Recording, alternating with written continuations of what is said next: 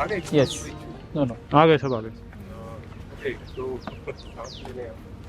थोड़ा लंबा हो गया क्या बाबू? अब तो पहुंच गए। अब कहानी सुनाओ। अगर ये जगह इतनी छुपी हुई नहीं होती तो बहुत बर्बाद हालत होती। अभी भी है। उम्मन लोग आपको लोग दिख जाते हैं अंदर ड्रिंक वगैरह करते हुए, पार्टी करते हुए। तो आप लोग को जब अंदर आए होंगे तो आपने देखा होगा कि आपके सीधे हाथ पर एक दीवार थी पुराने जमाने की। तो ये जो जगह है ये भरी पड़ी है, यहाँ पे कब्रें हैं, बेहिसाब पुराने जमाने की कब्रें हैं, कहीं दीवारें हैं, कहीं मतलब खंडरों से अटी पड़ी है। तो अगर इसको मुझे बयां करना हो तो मैं ऐसे करूंगा कि कोई कालीन से उड़ा इस पहाड़ से, ये जो अरावली पहाड़ है जहाँ हम टहल रहे हैं, और उसने जो है मोती की शक्ल में एक खंडर बिखेर दी।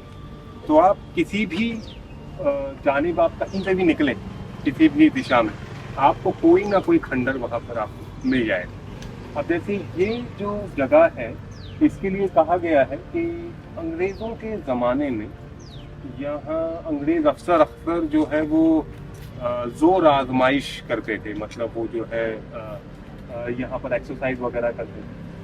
और रात में अक्सर उनकी यहाँ पार्टीज होती थी। तो ज़्यादातर जो दिल्ली के या हिंदुस्तान में जो मकबरे होते थे, जो मुगल ज़माने में या उससे पहले बने, उनको उन्होंने क्या किया कि उनकी कब्रें हटाकर उन्होंने एक सरकारी इमारत के तौर पर उसका इस्तेमाल किया। चाहे वो पोस्ट ऑफिस रहा हो, चाहे वो उनके रेसिडेंस के तौर पर रहा हो, जैसे मेटकाफ हाउस है यहाँ आर्कियोलॉजिकल पार्क में। उन्होंने एक मुगल मकबरे को तब्दील करके अपने लिए एक बंगला उन्होंने बनवाया। महरौली में और अंदर चले जाएं तो एक जगह है भूल भुलैया, वो मकबरा जो है उन्होंने वहाँ कब्र हटाकर उसको एक पोस्ट ऑफिस के तौर पर उसका इस्तेमाल किया। थोड़ा सा और आगे चले जाएं तो एक हेल्थ सेंटर जो है वो बना हुआ है। तो इसी तरीके से इसमें भी वो शाम में यहाँ पर जो है वो उनके पार्टीज वगैरह जो है वो हुआ करती थी। ये जो मकबरा है ये अजीम खान का है। जो अजीम खान थे ये बादशाह अकबर के ज़माने में थे, ऐसा कहा जाता है। ये बड़े शुरुआती दौर में रहे होंगे, क्योंकि जिस तरह का इसका आर्किटेक्चर है ये मुगलों के ज़माने में बड़े शुरू के दौर का है। क्योंकि जब अकबर के बाद का ज़माना अगर आप देखते हैं तो जो आर्किटेक्चर है वो पूरी तरीके से बदलना शुरू हो जाता है। उसमें लाल बलवा पत्थर का इस्तेमाल, फिर शाहजहां के ज़माने के बाद से फिर संगे मरमर का इस्तेमाल ज़्यादा जो है वो शुरू हो जाता है। तो अजीम खान साहब के बारे में ये कहा जाता है कि उन्होंने कई जंगें लड़ी थी, और जिस तरीके से सम्राट अशोक के साथ हुआ, उनको एहसास हुआ कि अब उन्हें जो है ये खून खराबा नहीं करना है, तो उसी तरीके से अजीम खान साहब जो थे, जिनको एक लक़ब भी मिला हुआ था, टाइटल अकबर खान भी इनको कहा जाता था। तो अजीम खान साहब जो है वो हज़रत निज़ामुद्दीन जो बस्ती है वहाँ खानकाह है हज़रत निज़ामुद्दीन औलिया की, वो वहाँ जाते थे और वहाँ जाके उन्होंने इबादत करनी शुरू की। और फिर उसके बाद उन्होंने पूरी तरीके से एक फ़कीरी इख्तियार कर ली, और वो जो सिपाही जो कई जंग में शामिल था उसने तलवार को छोड़ा और वो पूरी तरीके से जोगी हो गया। अब जोगी होने की क्या क्या वजह रही होंगी, ये इंसान के अंदर का मामला है, उसके और उसके खुदा के बीच की बातें हैं कि क्या ऐसा हुआ कि वो तब्दील हो गया। और यहाँ आकर, इस पहाड़ी के ऊपर आकर जो है अजीम खान साहब जो है वो इबादत किया करते थे और रहा करते थे यहीं पर। बाद में उनके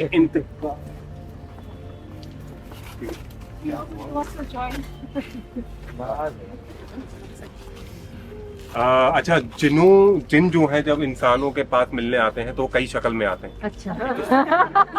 नहीं, ये सच है, सत्य है कि वो सांप की शक्ल में आते हैं, वो बिच्छू की शक्ल में आते हैं, वो कुत्ते की शक्ल में आते हैं, बिल्ली की शक्ल में खास तौर पर आते हैं, और बंदरों की शक्ल में आते हैं। जी, तो ऐसा करते हैं, ऊपर चलते हैं और वहीं चल के बाकी बात बनाएंगे। काफ़ी हेल्दी है। नवीन सर, राजा मेरे कार में यूज करते हैं।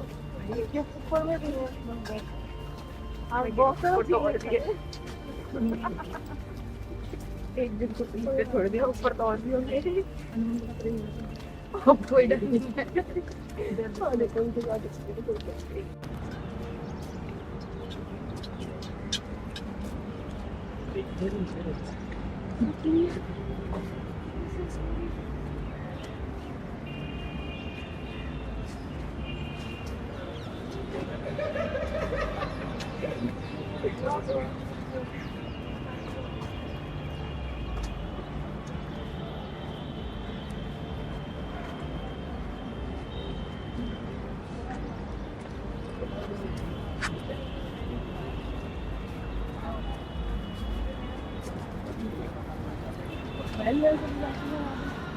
और कौन सी मालूम है?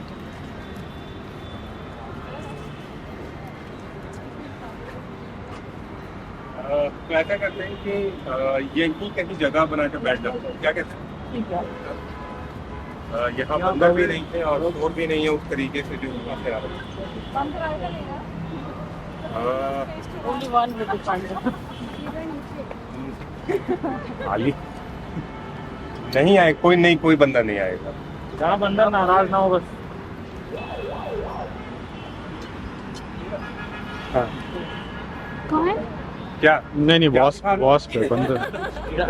अरे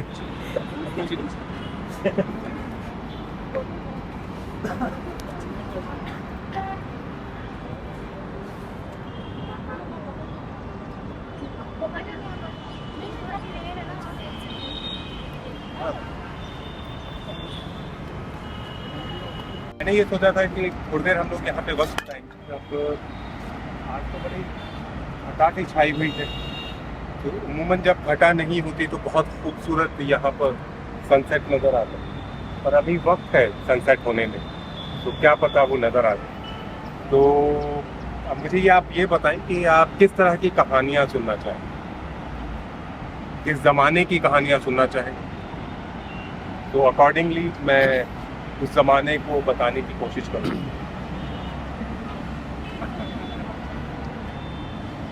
बैठ जाओ कुणाल भाई जी, बैठ। सारे ज़माने अवेलेबल जो पृथ्वीराज चौहान के ज़माने की, जिसे किलाए राय पिथौरा कहा जाता है, ये जो एमजी रोड है ये काफ़ी हाल का है। मतलब जो एक्चुअल में एमजी रोड हुआ करता था वो महरौली गांव से अंदर होकर गुजरता था। अंधेरिया मोड़ है ना, अंधेरिया मोड़ से होकर गुजरता था। और अंधेरिया मोड़ को अंधेरिया मोड़ इसलिए कहा जाता क्योंकि वहाँ बहुत सारे दरख्तों का एक समूह था, बहुत सारे पुराने पेड़ वहाँ हुआ करते थे और बड़ा एक तंग सा रास्ता था। तो ये कहा जाता है कि वहाँ चोर डाकू अक्सर छुपा करते थे, या फिर जो ठग है वो वहाँ छुपा करते थे, तो इसलिए उसे अंधेरिया मोड़ जो है वो कहना शुरू किया। अब ये जो रास्ता है हमारा, ये बहुत सारे हादसों का गवाह है। मतलब अब जैसे कल 15 अगस्त है और अगर आज़ादी की बात की जाए तो जो शुरुआत है अंग्रेज़ों से जो जद्दोजहद थी वो 1857 से जो है वो शुरू हुई थी। और 1857 एक छोटा चैप्टर करके जो है वो समेट के हम लोगों के सामने परोस दिया गया और उन लोगों की तरफ से जो जिनसे हम लोग लड़ रहे थे। तो असल में जो ये बर्बादी थी और जिसका मैंने नाम बताया कि दिल्ली को दिल्ली मरहूम कहा जाने लगा, तो ये जो सड़क है, ये वाला जो रास्ता है, इसमें देखा है बहुत सारी बेगमों को, बहुत सारी शहजादियों को, बहुत सारे शहजादों को लाल किले से निकलकर भागते हुए। जब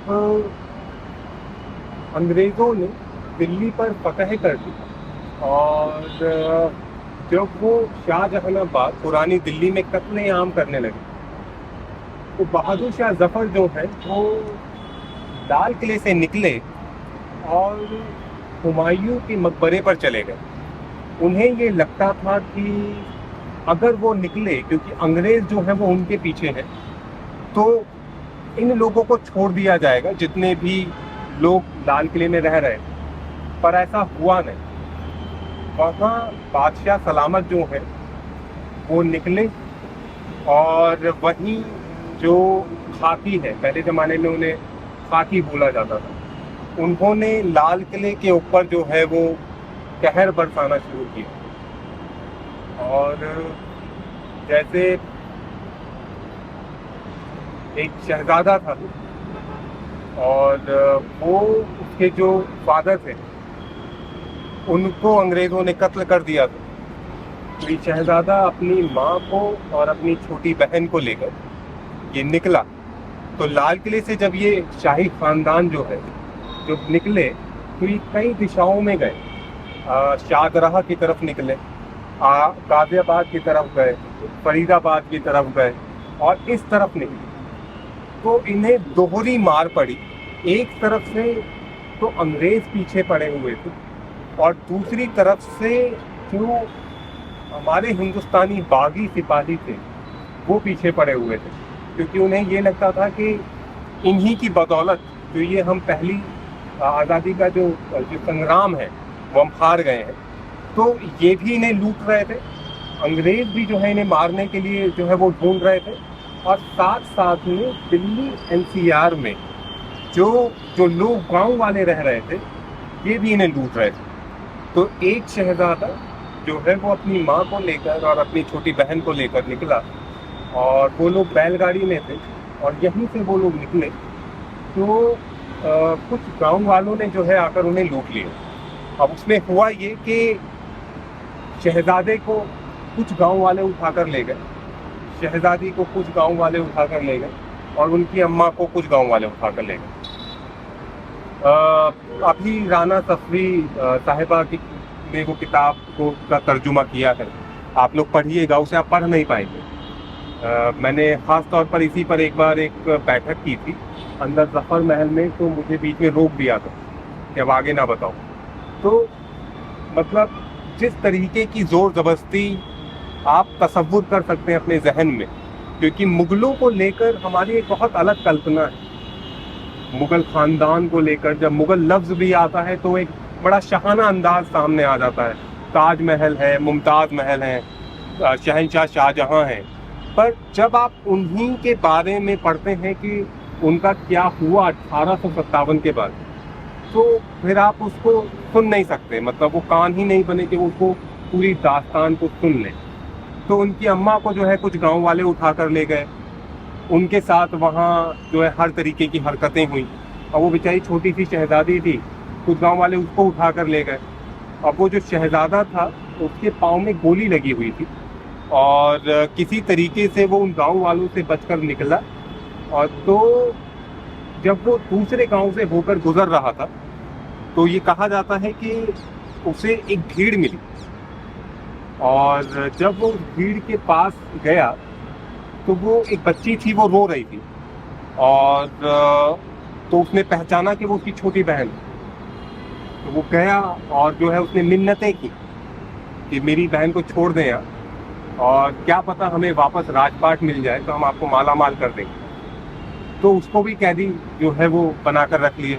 उसके गले में या जो भी मोतियों की माला थी, उस बच्ची के कान में जो भी सोने चांदी के वो थे, वो सब जो है उन्होंने चीर ली। वो उनको अलग अलग दिशाओं में लेके ही जा रहे थे कि इतने में जो अंग्रेज़ों की फ़ौज है, कुछ सिपाही वहाँ आए और उन्होंने जो है उनको छुड़वाया। और ये अंग्रेज़ सिपाही क्या कर रहे थे कि इनको ले जाकर जो है जो हमारा नॉर्थ रिज है वहाँ पर इनको बंदी बना रहे थे, और इनके सबकी तहकीकात हो रही थी कि किस किस्म ने 1857 में जो है वो भाग लिया है, और उसी हिसाब से उनको सज़ाएं मिल रही थी। सज़ाएं क्या मिल रही थी? बाकायदा ऐसी राहों पर सूलियाँ गाड़ कर जो है उनको फांसी पर लटकाया जा रहा है। तो ये जो रास्ता है यहाँ कोई भी ऐसा, अभी तो ये कीकर हो गया है, ये अभी हाल ही के हैं, पहले यहाँ बड़े मोटे मोटे दरख्त होते थे, अमराइयाँ होती थी, तो हर दरख्त पर जो है कोई ना कोई फांसी का फंदा नजर आता था। उन्हें जहाँ अंग्रेज़ों को जहाँ वो शाही खानदान के लोग मिलते थे वो वहीं जो है उनको सूली पर चढ़ा देते थे। तो ये जो सिपाही हैं जब ये दोनों बहन भाइयों को लेकर गए नॉर्थ रिज और उनको वहाँ बंदी बना लिया, तो एक अंग्रेज अफसर था, उसे बड़ी उन पर रहम आया, और वो जो है ज़्यादातर अंग्रेज अफसर जो थे, उन्होंने इस तरह के जो शहजादे शहजादियां हैं उनको अपने यहाँ पर काम के लिए रख लिया। अब ये बेचारी शहजादी जो है, जिसने कभी मतलब गलीचे से पैर नीचे नहीं रखा, जिसके लिए इतनी खादिमाएँ रहती थीं, वो जो है वो मेम साहब के बच्चे को संभाल रही थी। अब उसे काम करने की आदत नहीं थी, तो उसको जो रूखा सूखा था वो दिया जाता था। कुछ वक्त बाद ही जो है उसका इंतकाल हो गया। ये जो लड़का है शहजादा, ये बाहर के काम किया करता था। ये कहा जाता है कि ये अपने पैर से कभी उभर नहीं पाया, इसका एक पैर खराब हो गया, और फिर काफ़ी मुद्दतों बाद जो है इसको दिल्ली की सड़कों पर लोगों ने भीख मांगते हुए देखा। तो इसके गले में जो है एक झोला पड़ा रहता था, तो ये बोल भी नहीं पाता था सही से, और ये पर आने जाने वाले लोगों की तरफ बड़े रहम की नज़र से जो है वो देखता था कि कोई से कुछ दे दे। तो जो लोग जानते थे वो उसकी झोली में जो है वो रोटी टुकड़ा या कुछ इस तरीके से डाल देते थे। इसी तरीके से एक शहजादी जो है, आप लोग तो चिराग दिल्ली दरगाह, बादशाह बहादुर शाह जफर के सबसे बड़े बेटों में थे दारा बख्त। अब आप किस्मत देखें कि ये जो चक्र है ये किस तरीके से चलता है। एक थे दारा शिको, मतलब जिनकी सिर्फ लब हिलाने पर मतलब राजपुताना की पूरी फौज उनके सामने थी कि वो औरंगजेब से जाकर जो है मुजैटा ले लें। और वो दारा शिको के जिनकी शादी में जो है उनकी बहन ने अपनी तरफ से 20 लाख रुपए खर्च किए थे, और बारात इतनी शानो शौकत से गुजरी थी कि आने वाले कई सदियां जो हैं उसकी गवाही दिया करती थी। एक ये दारा बख्त थे, वो दारा शिको थे, ये दारा बख्त थे।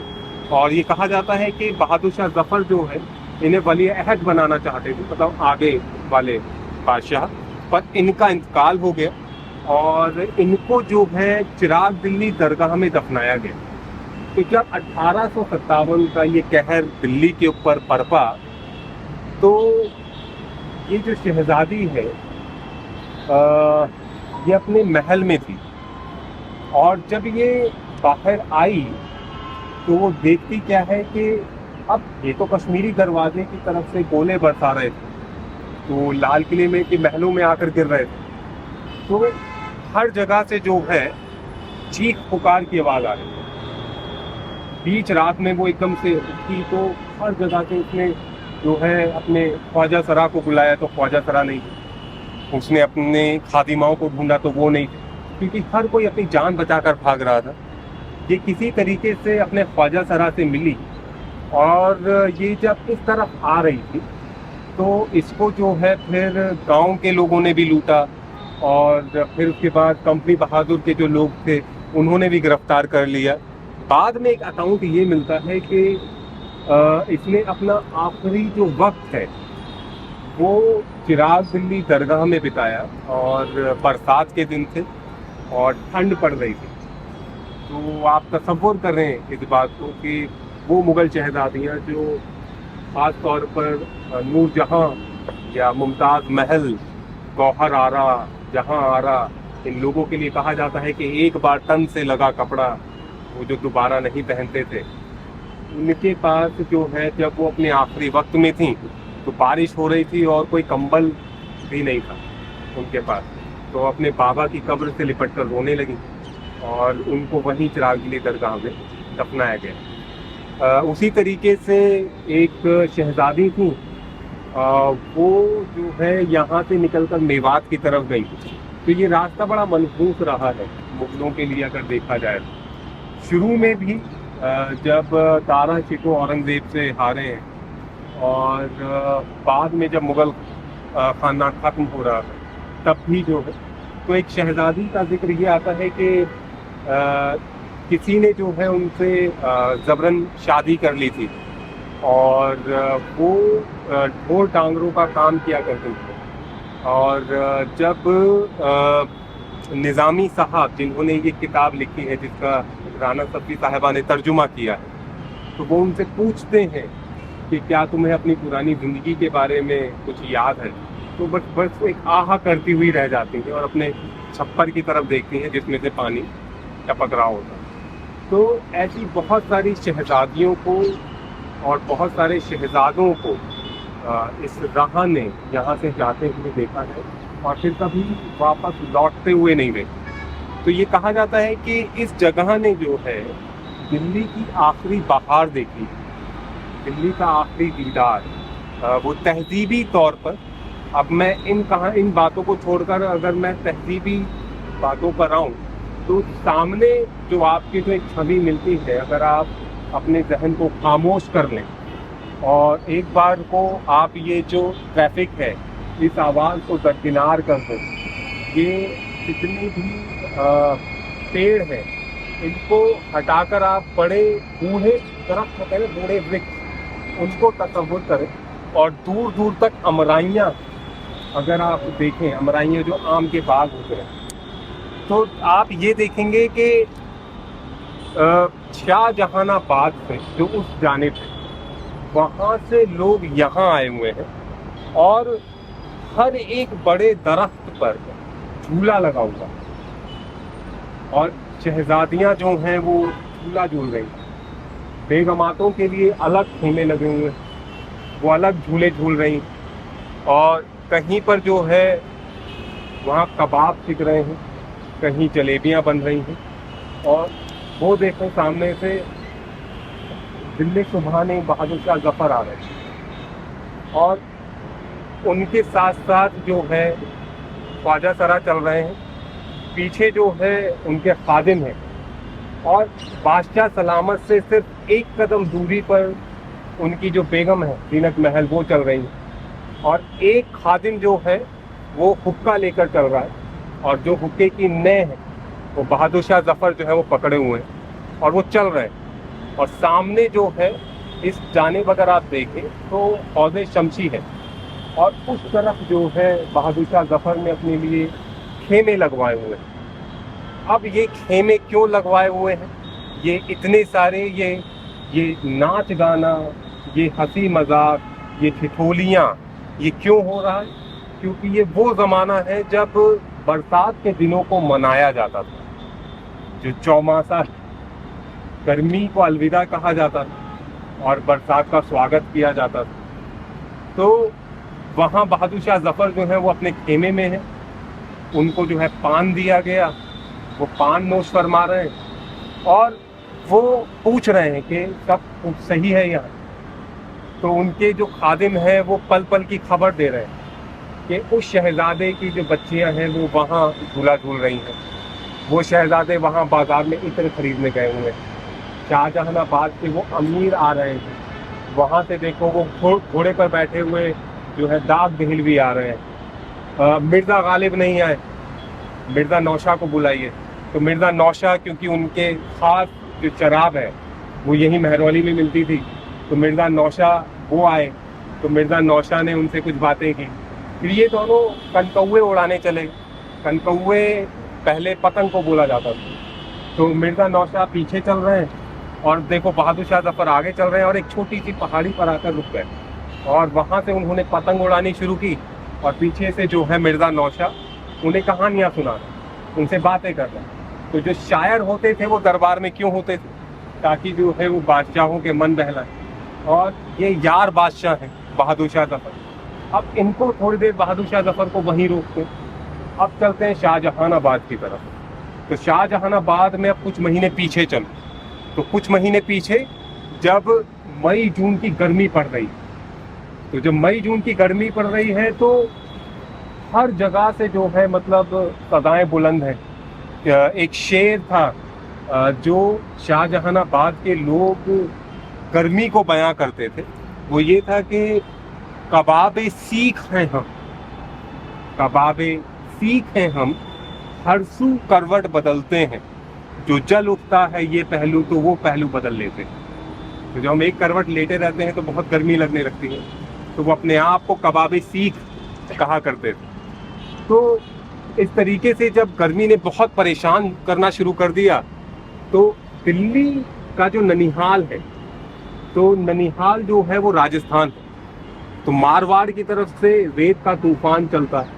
अब ये रेत का तूफान दिल्ली आता है, तो जब दिल्ली में तूफान और आंधी चलनी शुरू हुई तो घरों में छोटी छोटी बच्चियों को जो बुजुर्ग हैं उन्होंने कमरे में बंद कर दिया। कोई ये कहता था कि जिन्नातों की बारात निकल रही, तो बच्चियों पर जो है उनके असर हो जाएगा। तो जब ये तूफान नहीं रुकता था तो क्या करते थे, टोने टोट के अपनाए जाते थे। तो झाड़ुओं को जो है वो सिलबट्टे के नीचे दबा दिया जाता था, तवों को उल्टा कर दिया जाता था। फिर एकदम से जो है काले काले बादल आते थे, और जब बारिश जो है ये इश्क की तरह जब ज़मीन पर पड़ती थी तो एक अलग किस्म की खुशबू पैदा होती थी, और फिर झमाझम बारिश होती थी। तो दिल्ली के जो बुजुर्ग होते थे वो ये कहते थे, क्या कुतुब जाने का ज़माना आ गया। कुतुब जाने का ज़माना मतलब इसको कभी महरौली नहीं कहा गया, इसे हमेशा कुतुब कहा। तो कहते थे हाँ, अब कुतुब जाने का ज़माना आ गया। तो वहाँ से जो है बहेलिए, मतलब जो है घोड़ा गाड़ियाँ, बैल गाड़ियाँ, और वहाँ से पूरे कारवां के कारवां निकल रहे हैं। अब आज से आप 150 साल पीछे जाकर सोचें इस चीज़ को कि तुर्कमान दरवाजे से, दिल्ली दरवाजे से काफिले निकल निकल कर यहाँ आ रहे हैं। और जो लोग जिनके पास घोड़ा करने के पैसे नहीं हैं, गाड़ी में बैठने के पैसे नहीं हैं, तो वो क्या कर रहे हैं कि अपने लिए एक नया जोड़ा और जूती बारिश से बचाने के लिए उन्होंने मटकी में रख लिया। तो मटकी सर पे रख कर जो है वो चले आ रहे हैं। तो पैसों से कोई मतलब नहीं था, हमें मेले में जाना है उससे ज़्यादा फर्क पड़ता था। तो शाहजहानाबाद जो है वो खाली होकर ये पूरा का पूरा जो पहाड़ है ये आबाद हो जाता था। अब वहाँ से निकले तुर्कमान दरवाजे से और दिल्ली दरवाजे से, तो फिरोजशाह कोटले रुके, वहाँ इन्होंने कचौरियाँ खाई, पान खाया। फिर वहाँ से सुल्तान जी आ गए, तो सुल्तान जी हज़रत निज़ामुद्दीन वाला इलाका हो गया। वहाँ से निकल कर आए तो यहाँ सरायों में रुकना शुरू कर दिया। कटवारिया सराय थी, लाडो सराय, शेख सराय है। बागों में रुकते रुकाते वहाँ से 6-6 दिन में, 7-7 दिन में पुरानी दिल्ली से यहाँ आना उन्होंने शुरू किया। और लोग अपनी हैसियत के हिसाब से, किसी ने सराय में डेरा डाला, किसी ने ऐसे खंडर में डेरा डाल दिया, कोई किसी के दोस्त की हवेली में रुका हुआ है। सब खुश हैं और मेले की तैयारियां कर रहे हैं। कहीं पर जो है कुछ तला जा रहा है, कहीं पर भुना जा रहा है। तो ये एक आखिरी एक शमा थी, मतलब चिराग बुझने से पहले झिलमिलाया। ये मैं बात कर रहा हूँ 1856 की, और 1857 में तो फिर पूरी दिल्ली जो है वो तमाम हो गई, वो मिट गया वो तमद्दुन, वो सब कुछ। और ये एक झलक दिखाकर ये जो चिराग है वो खामोश हो गई। अब यहीं से जो है वो कहावतें भी जोर पर आई। जैसे एक कहावत जो मुझे खासी पसंद है, तो हिंदुस्तानी ज़बान में बहुत सारी कहावतें होती थी और कहावतों के ज़रिए बातें होती थी। एक कहावत है कि घोड़े बेचकर सोना। तो घोड़े बेचकर सोना इसलिए कहा जाता था क्योंकि जो तिजारती होते थे, व्यापारी होते थे, वो घोड़े लेकर आते थे, और क्योंकि उन्हें बीच में लूट लिया जाता था घोड़ों को, तो जब तक उनके घोड़े बिक ना जाएं तब तक जो है वो सोते नहीं थे। तो जब घोड़े बिक जाते थे तब जाके वो सोते थे, इसलिए कहा जाता था घोड़े बेच कर सोना। इसी तरीके से एक कहावत है, जो आपसे आए उसे आने दो। तो जो आपसे आए उसे आने दो के पीछे किस्सा ये है कि एक बेगम साहिबा थी और उनके एक शौहर थे मौलवी साहब। तो बेगम साहिबा के पड़ोस से जो है एक मुर्गी आ गई, तो बेगम साहिबा ने उसे हलाल करके उसका जो है कौरमा पका लिया। तो जब मौलवी साहब शाम को आए तो उन्होंने पूछा कि भाई हमने तो पैसे दिए नहीं थे आप, तो आपने ये कौरमा कहाँ से पका लिया? तो बेगम साहबा ने कहा कि भाई पड़ोसियों के यहाँ से आ गई थी मुर्गी और हमने जो है इसको हलाल करके पका लिया। तो मौलवी साहब ने कहा भाई ये हमारे लिए तो हराम है, अब तो खा नहीं सकते। तो बेगम साहिबा झुंझला कर उठी और वो जो देगची थी वो जब पलटने जा रही थी तो मौलवी साहब ने रोक दिया और कहा कि ऐसा करो कि इसमें जो सामान पड़ा है मसाला, वो तो हमारे पैसों का है, तो बोटी मत दो, तुम मसाला डाल, ग्रेवी दे दो। तो बेगम साहिबा ने जो है वो ग्रेवी लेकर जो है झोल वो जब डालना शुरू किया कश्तरी में, तो एक छोटी सी बोटी आ गई उसमें। तो बेगम साहिबा ने तश्तरी में से जो है वो बोटी ली और वापस देगची में डाल दी। तो मौलवी साहब ने कहा कि अरे जो आपसे आए उसे आने दो। तो बेगम साहिबा जो पहले से झुंझलाई बैठी हुई थी, उन्होंने कहा तो मैं कौन सा मुर्गी लेने गई थी, ये भी तो अपने आप आई थी। तो यहाँ से जो है ये कहावत शुरू हो गई। उसी तरीके से बच्चियों के लिए कहा जाता था आटे की आपा या 8 का 18 करना। तो आटे की आपा उनके लिए जो कोई काम नहीं करती थी बच्चियाँ, मतलब उनके लिए आटे की आपा लफ्ज़ इस्तेमाल होता था। और वो लड़के जो बिल्कुल काम करना पसंद नहीं करते थे, बहुत काहिल थे, तो उनके लिए कहा जाता था कि पूरब जाओ या दक्षिण, वही कर्म के लक्षण। उसी तरीके से एक कहावत है, ऊंट किस करवट बैठेगा। देखो ऊंट किस करवट बैठता है। तो एक सब्जी वाला और एक कुम्हार, इन दोनों की दोस्ती ऐसी थी कि इन्होंने एक ऊंट लिया हुआ था और उसी ऊंट को जो है बाजार ले जाते थे, सामान बेचकर वापस आ जाते थे। तो एक बार क्या हुआ कि एक पेड़ के नीचे सो रहे थे, सब्जी वाले ने अपनी सब्जियां एक कोने में रख दी, कुम्हार ने अपनी मछलियां एक कोने में रख दी और ये दोनों सो गए। अब ऊंट जो खड़ा हुआ था वो एक कोने जब उसने करवट ली बैठ के, तो कुम्हार की मटकियां टूट गई। तो जब सब्जी वाला उठा और कुम्हार को देखा तो हंसने लगा। तो कुम्हार ने कहा कि अब की देखो ऊंट किस करवट बैठता। थोड़ी देर बाद जो है ऊंट उसकी सब्जियां खा गई। तो वहीं से जो है ये कहावत वजूद में आ गई। तो दिल्ली में जो है ये जो बेगमाती ज़बान है, ये बेगमाती ज़बान, इसमें कहावतें बहुत ज़्यादा मशहूर हुई। अब जैसे इसी जगह के लिए कहा जाता है कि अब वापस बहादुर शाह ज़फ़र की तरफ आते हैं हम लोग, कि अब आप तसव्वुर करें कि एक खेमा है और उसके बाहर जो है बहादुर शाह ज़फ़र जो है ज़िले सुभानी, वो अपने तख्त पर जो है वो निम दराज लगे हुए हैं, आधा टेक लगा हुआ, पीछे गाँव तकिया लगा हुआ है और पाँव में जो है उनके कालीन बिछा हुआ है और साथ में मेवे रखे हुए हैं, मिठाइयाँ रखी हुई हैं, एक जगह पानदान रखा हुआ है और वो हुक्के की नय पकड़कर जो है वो गुड़गुड़ा रहे हैं। उनसे थोड़ी दूर जो है यहीं इसी तरफ एक और खेमा लगा हुआ है जहाँ उनकी खादिमा रहती है। वो खादिमा अपनी बहू के साथ आई है।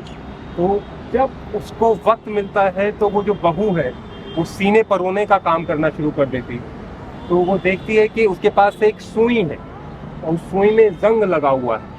तो वो एक पत्थर उठाती है और उस जंग को छुटाना शुरू करती है। तो जब जंग उसमें से हटना शुरू होता है तो वो सुई जो है वो सोने की हो जाती है और वो फौरन जो है वो जाती है और वो सुई लेकर अपनी सास को दिखाती है कि ये जो है ये सोने की हो गई है। तो उसकी सास जो है वो फौरन वो सुई लेती है और वो बहादुर शाह ज़फ़र के पास जाती है और उनको जो है वो जब सुई पेश करती है तो बहादुर शाह ज़फ़र जो है जो निम दराज लेटे हुए थे, हो सकता है वो शायरी कर रहे हों, हो सकता है किसी शायर से शायरी सुन रहे हों, फौरन जो है वो उठे, उन्होंने कहा कहाँ है वो पत्थर, और फौरन जो है वो नए पकड़े हुए हुक्के की और उनके पीछे पीछे, अब आप इसको सोचें कि उनके पीछे पीछे ऐसे उनका खादिम चल रहा है जल्दी जल्दी, और वो जल्दी जल्दी चल रहा है और खादिम इतनी जल्दी जल्दी चल रहा है और वो नए पकड़े हुए उस जगह पहुँचे और उससे पूछते हैं उस औरत से कि बीबी बताओ तुमने कहाँ देखा वो पत्थर। अब वो सोच में पड़ जाती है कि मैं यहीं बैठी हुई थी और इन्हीं में से कोई एक पत्थर है, मैंने सुई तो उठा ली, पत्थर वहीं छोड़ दिया। अब रात भर जो है मशालें जलाकर एक एक, अब इसको सोचें कि एक एक पत्थर उठाया जा रहा है और लोहे पर रगड़ा जा रहा है और देखा जा रहा है कि वो सोने का हुआ या नहीं हुआ। तो वो पारस पत्थर जो सिर्फ किस्मत से थोड़ी देर के लिए मिला था, एक सुई को सोना बनाकर वापस गायब हो गया। तो इस जगह ने ऐसे ऐसे अफसाने भी देखे।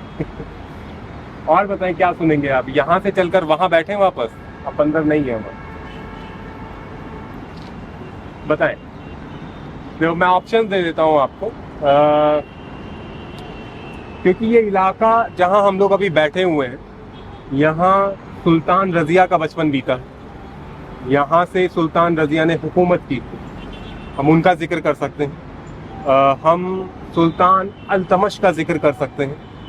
हम कोई दास्तान मोहब्बत सुन सकते हैं, हम इश्क की कोई दास्तान सुन सकते हैं। तो इट्स अप टू यू।